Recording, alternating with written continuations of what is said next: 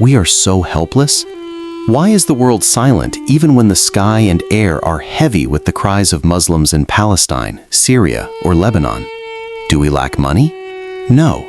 Do we lack military power? No. But where is the lack?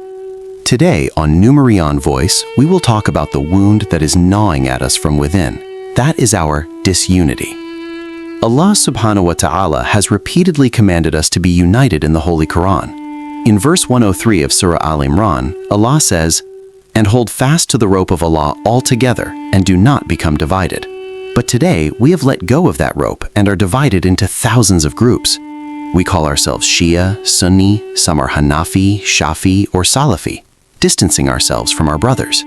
Yet the Prophet, peace be upon him, clearly stated in his farewell Hajj sermon, "A Muslim is the brother of another Muslim." Today, we have forgotten that brotherhood and are obsessed with our own pride and group superiority.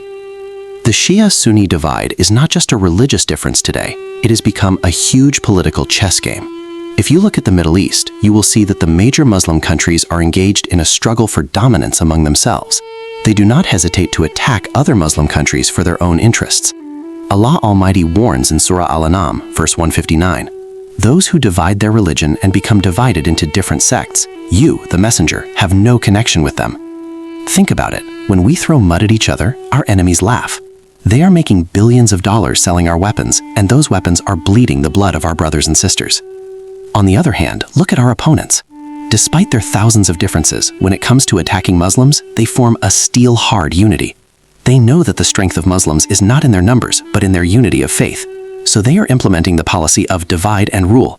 They are influencing our textbooks, our media, and our thinking in such a way that we consider our own brothers to be our biggest enemies. Allah says in Surah Al-Anfal, verse 73, "Those who disbelieve are friends of one another. If you do not do that, help each other. There will be mischief and great disaster on earth." Today, we are living in that disaster. But is there no end to this darkness?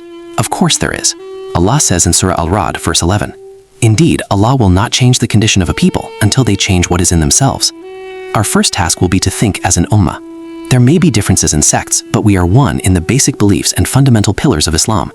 We must put pressure on our leaders to prioritize the interests of Islam over their personal interests. We must be self-sufficient in education and technology so that we do not have to depend on others. Each of you and I have a responsibility to resolve this crisis of the Muslim Ummah. Can we forget our narrow-mindedness and unite?